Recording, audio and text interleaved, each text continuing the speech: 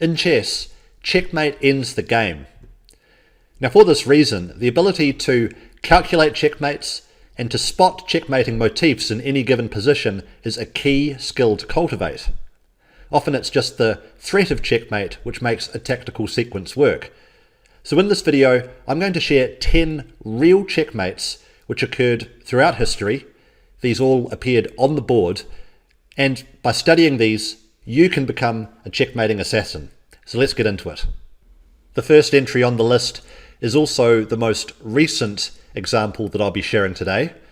It took place in 2017, and this is notable because these days chess masters prefer to resign rather than allow themselves to be checkmated by their opponent. But it did happen in McShane versus Anand, and it's black to move here. White has just played queen to f3, attacking the pawn on h5. But when you're trying to calculate a checkmate, you always need to look at the checks first, the captures second, and the threats third. If you want to pause this one and try and solve it for yourself, then feel free. But the checkmate comes through checks alone, and it starts with the queen sacrifice, queen to h3 check. Now the white king has to take that one, and the thing that spells the white king's demise is the fact that the pawn on h5 takes away this key square on g4. The follow-up for black, of course, is rook to h1 mate. So a nice win there for the former world chess champion Vishy Anand against Luke McShane. Checkmate on the board, not something that you see very often these days. The next checkmate is a very famous one. It's so famous, in fact, that the entire chess world knows this checkmating pattern after the player with the black pieces in this game, Boden. So if you've heard of Boden's mate before, well, that's going to provide a big clue as to the solution with black to play. But if you haven't heard of Boden's mate, well, it's time to learn. So black to play, pause the video if you'd like, and see how black can finish the game on the spot here. Well, it starts with a queen sacrifice. Once again, queen takes c3 this time.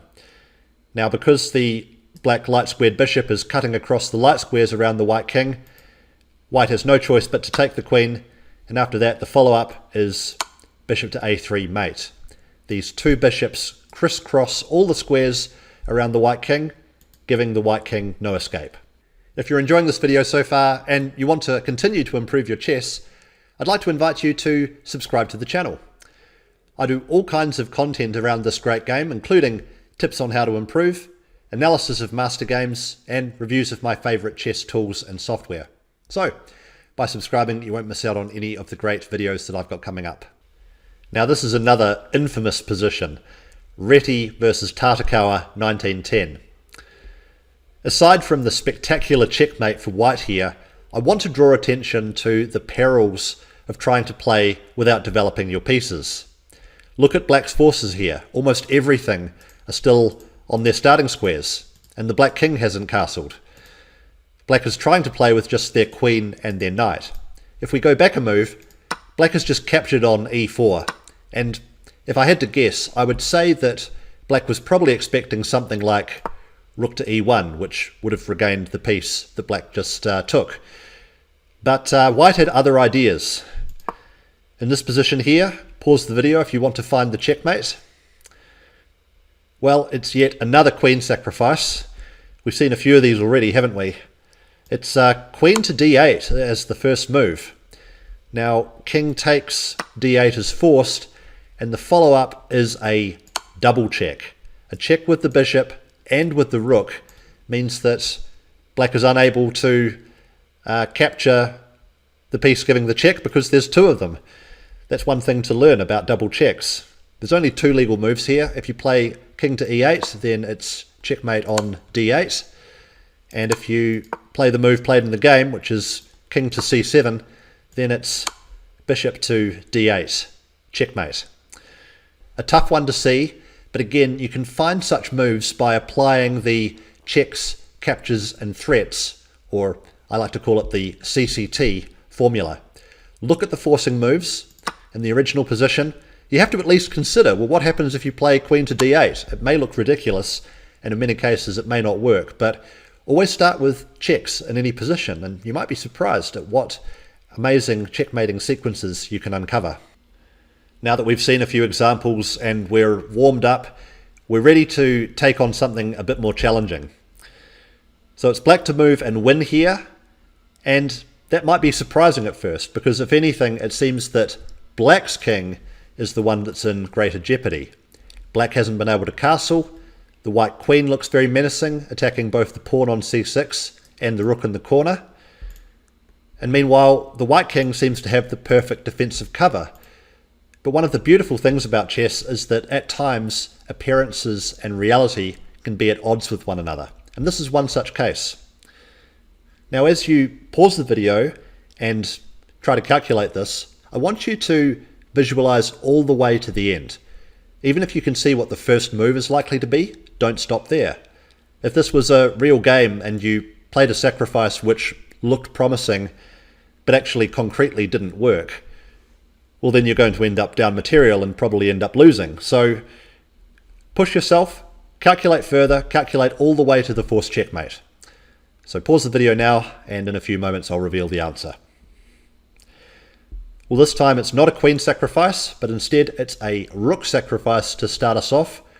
Rook takes g2 check.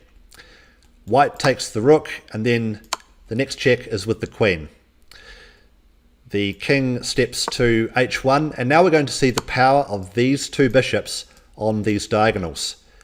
The only way for white to continue the game is to block the check with f3, but now black can sacrifice again with bishop takes f3.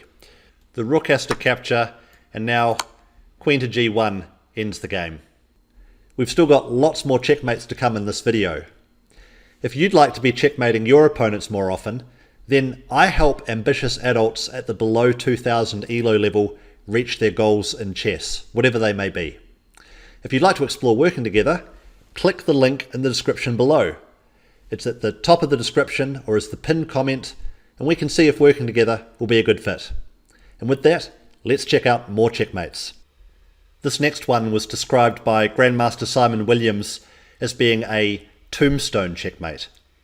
As in, if you were actually able to pull something like this off in one of your games, then it would be worthy of having it inscribed on your grave. So let's have a look. Black's last move was knight to d8. The idea of this backwards knight move is to protect the f7 square.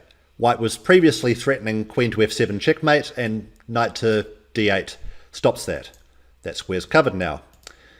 So how should white continue? Pause the video. There's actually a couple of checkmates here, but I think one of them is much more aesthetically pleasing. So pause, have a go at this. It's checkmate in 2. Well, the thing is that white can play queen to f7 anyway. The point being, after the knight takes the queen, the other knight jumps into e6, delivering this checkmate. Now that's a beautiful one, isn't it? I mean, these 4 knights all around the black king, leaving it with nowhere to run and nowhere to hide. Staying on the theme of unusual checkmates, we've got this one from Pillsbury versus Morosi, 1900. So one move ago, black just captured a white pawn on e5. Black had to do this because white was threatening queen to g7 mate. So after capturing that pawn, the g7 square is under control for now. So is black surviving, or does white still have a way of forcing the win?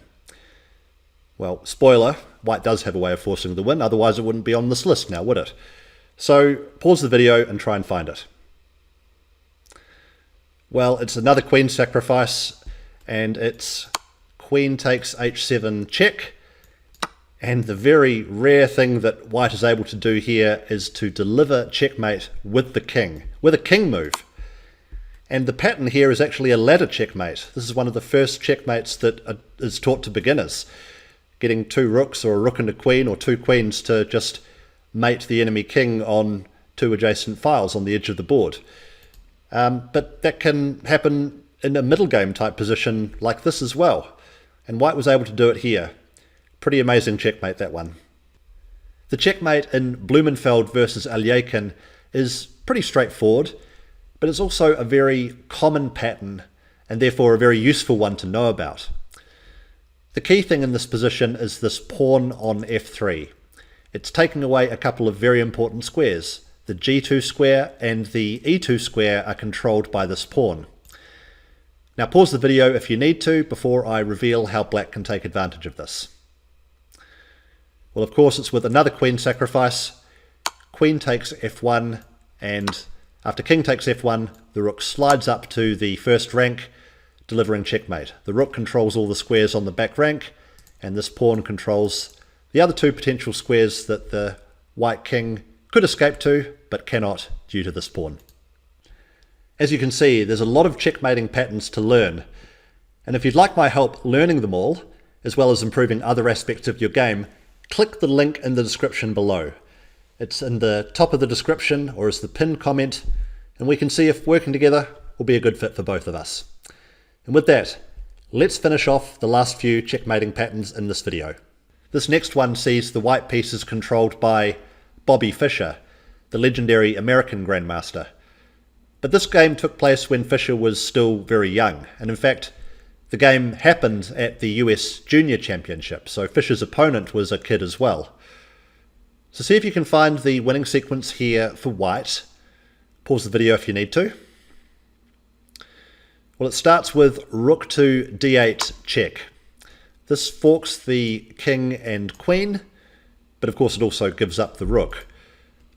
If the king moves away, then you just take the queen. But instead, the queen did take the rook, and that allows the white queen to capture this bishop. So it was a distraction sacrifice to start the sequence. Now the white light squared bishop controls g8, and the queen controls the dark squares. I find the end to this game quite funny, actually. I mean, clearly it's game over for black, but instead of resigning, black here played queen to f6, just to last one more move, a typical thing that a kid would do, I suppose. We've all seen children who refuse to resign in totally lost positions.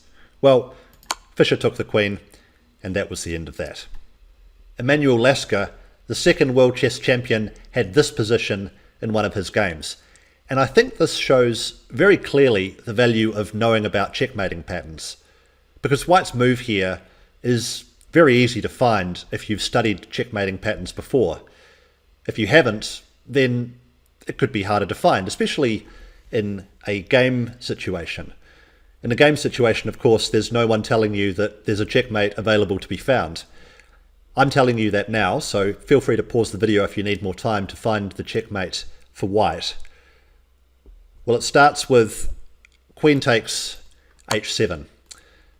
The black king has to take that, of course, and the relevant thing here that makes the pattern work is that the knight controls g8 and g6, and this allows the rook to swing over to take control of the other squares.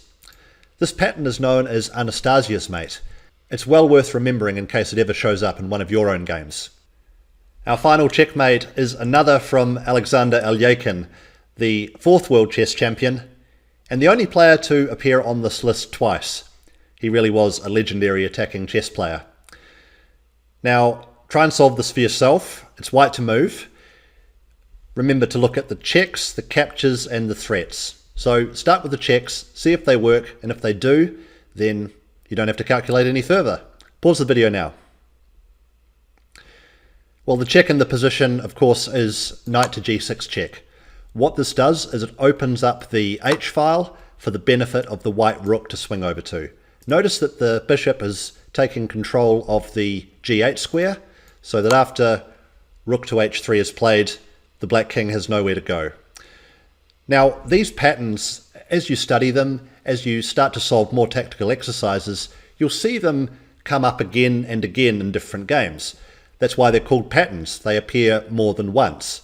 So study these, remember them, and notice them in your own games too. It's always very useful, I think, to link what you see in a master game to what you notice in the games that you've played yourself. Want to keep improving your chess? Click this video next. It's very instructive, you'll learn a lot, and I'm sure it'll help you win more games. Thanks for watching, and bye for now.